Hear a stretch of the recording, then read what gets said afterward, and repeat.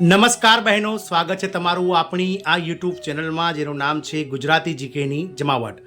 તો ગુજરાત રાજ્ય આંગણવાડી ભરતી 2025 માટે જે ઓનલાઈન ફોર્મ ભરવાની આજે છેલ્લી તારીખ છે. એટલે કે ગુજરાત રાજ્યના મહિલા અને બાળ વિકાસ વિભાગ દ્વારા જે ગુજરાત રાજ્યના ICDS પ્રોજેક્ટમાં કાર્યકર બહેનો અને તેડાગર બહેનોની 9800 કરતાં વધારે જગ્યાઓ માટે જે ઓનલાઈન અરજીઓ કરવા માટેનું જે મિત્રો પોર્ટલ ઓપન હતું તેનું આજે છેલ્લો દિવસ છે. એટલે કે આજે રાત્રે 12 વાગે જે છે તે અરજી કરવાની જે મુદત છે તે પૂરી થઈ જાય છે ને ત્યારબાદ પોર્ટલ બંધ થઈ જશે.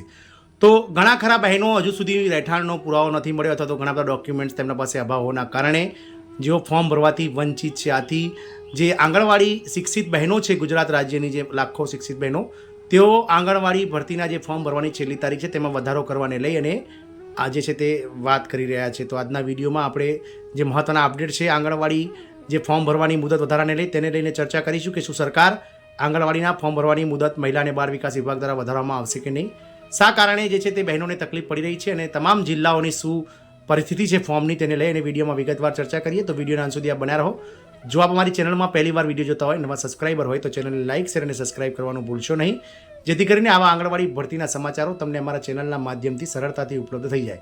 તો ગુજરાત રાજ્યના મહિલા અને બાળ વિકાસ વિભાગ દ્વારા ICDS પ્રોજેક્ટમાં 9800 કરતાં એટલે કે 4500 કાર્યકર અને 5500 કરતાં વધારે તેડાગર બહેનોની જે ભરતી છે તેના માટે ઓનલાઈન અરજીઓ 8/8/2025થી લઈને આજે 30/8/2025 મધરાત્રિ એટલે કે 12 વાગ્યા સુધી મંગાવવામાં આવી રહી છે. એટલે કે આજે ફોર્મ ભરવાનો છેલ્લો દિવસ છે. જે બહેનોએ ફોર્મ ના ભર્યું હોય તેઓ ફોર્મ ભરી દે અને તમામ જે ડોક્યુમેન્ટ્સ સ્કેન કરીને માગ્યા છે તે સ્કેન કરીને અપલોડ કરી દે.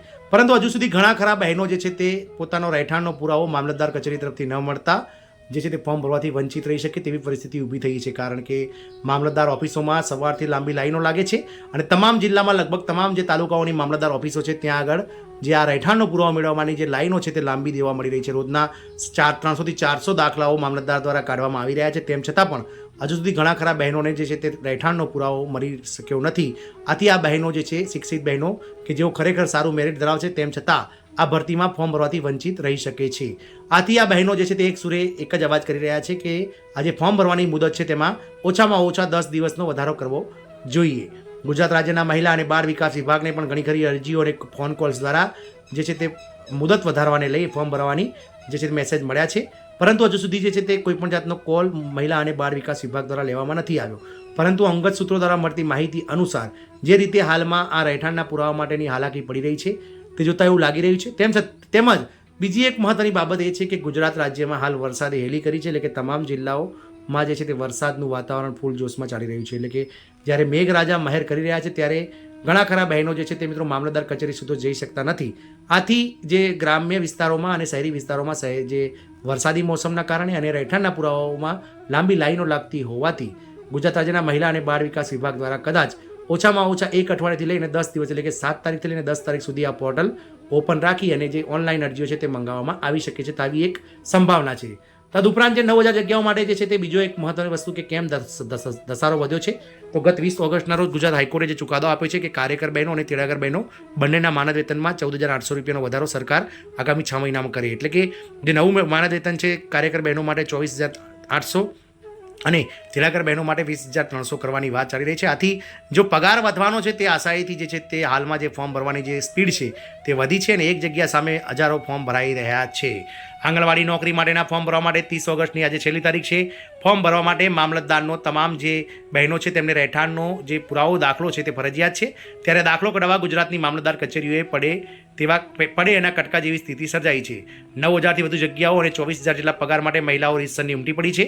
ડિજિટલ ઇન્ડિયાના જમાનામાં પણ મહિલાઓ વહેલી સવારથી લાઇનમાં ઊભું રહેવું પડે છે. ગુજરાતના શહેરોની મુલાકાત લેતા મહિલાઓ પડતી હાલાકીને જાણવાનો પ્રયાસ કર્યો, જેમાં ટીમ દ્વારા અમદાવાદ જિલ્લા, રાજકોટ, વડોદરા વગેરે જિલ્લાઓમાં મામલતદાર કચેરી પહોંચી અને જે છે તે જાણવાની કોશિશ કરી. જેમાં રાજકોટ જિલ્લાની વાત કરીએ તો રાજકોટ જિલ્લામાં સવારે 10 વાગ્યાથી લઈને બપોરે 2 વાગ્યા સુધી જે છે તે મહિલાઓ લાઇનમાં ઊભા રહે છે અને 2 વાગ્યા પછી કોઈ પણનો નંબર આવતો નથી. 8મો જે સગર્ભા મહિલાઓ છે તેઓ પણ આના માટે ચાલી રહ્યા છે. જ્યારે અન્ય જે મહિલાઓ છે તેઓ પણ ધક્કા ખાઈ રહ્યા છે. દૈનિક મામલતદાર દ્વારા કહેવામાં આવ્યું છે કે અલગ અલગ જે જિલ્લાઓ અને અલગ અલગ તાલુકાઓ છે તેમાં દૈનિક જે છે તે 300 થી 350 દાખલાઓ નીકળી રહ્યા છે. જે ફોર્મ ભરવાની અંતિમ તારીખ આજે 30 ઓગસ્ટ છેલ્લી છે તે અરજદારો જે છે તે લાંબી લાઇનમાં ઊભા રહે છે. તદુપરાંત કચેરીના 70% સ્ટાફને જનસેવા ખાતે સોંપી દેવામાં આવે છે. મામલતદારોનું કહેવું છે કે આમ દિવસોમાં એટલે કે રેગ્યુલર દિવસોમાં આવા દાખલા દિવસના અથવા અઠવાડિયે માંડ 1-2 નીકળતા હોય છે, પરંતુ આજે દિવસના 300 થી 350 દાખલા નીકળતા હોવાથી જનસેવા કેન્દ્રના તમામ જે કર્મચારીઓ છે તેમને બીજા બધા કામોમાં પડતા મૂકી અને ટેબલોમાં આ દાખલાના ટેબલો માટે મોકલી દેવામાં આવ્યા છે અને રોજના 300 થી 350 દાખલાઓ દરેક મામલતદાર કચેરીઓમાં નીકળતા હોય તેવું જઈ રહ્યું છે. આંગણવાડી ફોર્મ ભરવા માટે મહિલાઓને રહેઠાણના પુરાવા માટે હાલાકીનો સામનો કરવો પડી રહ્યો છે. આંગણવાડીનું ફોર્મ ભરવા માટે આવેલા બહેનો જણાવી રહ્યા છે કે રહેઠાણના પુરાવાને લઈ અને એમને હેરાન કરવામાં આવી રહ્યા છે. જો અમારું આધાર કાર્ડ જે છે તેમાં સરનામું હોય છે, ચૂંટણી કાર્ડમાં સરનામું હોય તો રહેઠાણના પુરાવાની જરૂર નથી. તદુપરાંત અલગ અલગ જે ઝોન વાઇઝ જે છે ચાલુ વરસાદે પણ લોકો લાઇનમાં ઊભા રહે છે. સોમવારે અને મંગળવારે વધારે લાઇન થાય છે તેવું પણ જાણવા મળ્યું છે. આથી જે ફોર્મ ભરવાને લઈ અને મિત્રો માંગ ઉઠી રહી છે બહેનો, તો આગામી સમયમાં ગુજરાત રાજ્યના મહિલા અને બાળ વિકાસ વિભાગ દ્વારા જે છે તે આવતીકાલે જાહેરાત થઈ શકે છે અને ફરીથી EHRMSનું જે વેબસાઇટ છે પોર્ટલ તેના પર જે છે તે ફરીથી ઓનલાઈન અરજીઓ માટેનું જે છે તે પોર્ટલ ઓપન થઈ શકે તેવી સંભાવનાઓ છે. જે બહેનોએ દાખલો નથી કઢાવ્યો તેમની પાસે હજુ પણ સમય છે, એટલે તમે પણ દાખલો મિત્રો બહેનો નીકાળીને રાખજો. કદાચ સરકાર જે છે તે તારીખમાં સુધારો કરી શકે છે. સંભવિત જે પગાર વધારો છે તેને લઈ અને આ ધસારો વધ્યો છે, એટલે કે જે પગાર વધારાની હાઈકોર્ટે જે વાત કરી છે સરકારને તેને લઈ અને હાલની જે ભરતી છે તેમાં ફોર્મ ભરવાનો ધસારો વધ્યો હોવાથી અચાનક જે છે તે મામલતદાર કચેરીઓમાં પણ જે સ્ટાફ છે તે લિમિટેશન હોવાથી અચાનક વધારો થઈ શકતો નથી. પરંતુ હાલમાં તમામ મામલતદાર કચેરીઓએ જે જનસેવા કેન્દ્રમાં કામ કરતા જે કર્મચારીઓ છે તેમાંથી મોટાભાગના કર્મચારીઓને આ રહેઠાણના દાખલા કાઢવા માટે બેસાડી દેવામાં આવ્યા છે તેવું જાણવા મળ્યું છે. તો આ આંગણવાડી ભરતીના જે ફોર્મ છે તે આજે ભરાઈ જશે. ત્યારબાદની આગળની પ્રક્રિયાઓ માટેના વિડીયો આપણી ચેનલ પર મૂકવામાં આવે છે, તે જોઈ લેવા. જય હિન્દ, અસ્તુ.